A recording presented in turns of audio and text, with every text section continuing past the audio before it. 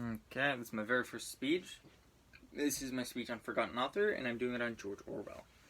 George Orwell was arguably one of the most forward-thinking authors of his generation. He wrote on dystopian futures where technology would control all of us in 1984, which is one of his most famous books. To give you some background, George Orwell was born in 1903 in British India, and surprisingly, his real name isn't even George Orwell. It's actually Eric Arthur Blair, which he changed to George Orwell for his pen name. Just as Blair informed his readers, I want to try and inform you on Blair's early life as a child and his many works and inspirations that sparked them.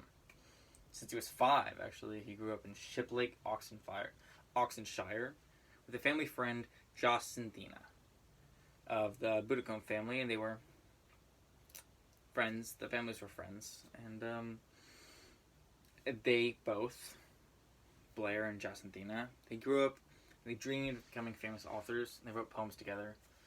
When he was young, he even said that he might try and write a poem in the style of the modern utopia, which is where many believe his style originated from. This book focuses on a utopia being interfered with it after being revealed as a controlling communist society, which is actually a similar storyline to many of Blair's later works. So after Blair had gotten into a prestigious university 10 years later, due to his excellence in writing, he was quick to rise to the top. And after graduating, he requested to be posted in Burma with the Imperial Police, where he was to be with his maternal grandmother. That's where she was living at the time, in Burma. But he was actually considered an outsider for most of his time with the Imperial Police, and this is due to many factors, but most of them are he was incredibly detail-oriented, and this is a quote, actually from one of his close friends: his search for utter fairness in the minutest of details. And this friend he met in Ensign, one of his later posts, which was actually a prison that he was later stationed at. But after that, he was bounced around stations for a few years, and then, after a few years of that, he was actually sent home to England due to a long illness that continued for the rest of his life. This journey, it was a journey of self-discovery, and it was actually, he was searching when he was home for an answer for a question he hadn't asked yet. So his journey ended at home in England, where he would start his first novel in poverty-stricken northern London, which had a hard time right before World War II. And, this showed me what the heart of Blair was, because even though he was well off, and he started his life extremely well off, actually, he called himself upper, middle, lower class, which is a little bit confusing, but yeah, he was pretty well off. And his first book, The Road to Wayne Pier, was inspired by his time here, and focuses on his upbringing and the conflicts that socialism would cause in northern London. He followed up his first deeply personally entwined book with a work that would be centered around this Spanish Civil War. He actually went on this trip to fight fascism, because another Englishman said that Blair was all talk. So he went on this trip to defend both his ego and democracy. During this time, Blair wrote Coming Up for Air, and sadly returned home in a desperate need for rest. He needed a rest due to his lungs deteriorating even further, and depression stemming from the recent passing of his father. It was during this time he reviewed plays for money and recovered from his trauma, which gave him actually some time to work on one of his first most famous works, Animal Farm, which, to be honest, was inherently a children's book explaining communism in the form of farm animals. The inspiration that he got from this actually came from his life experiences leading up to this point, and I'll explain this on the whiteboard after for just a little bit more clarification.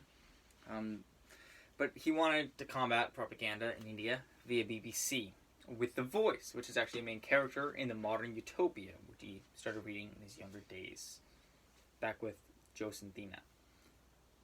But he had to quit due to lack of support from India. He didn't feel like they were listening to him. So he left BBC to finish Animal Farm, only to learn that an official at the Ministry of Information was identified as a Soviet agent. Following this, he got drawn up by many publications and even had to pull his work from the wreckage of his house using a wheelbarrow because it was bombed due to World War II. But 2 years after, following the ending of World War II,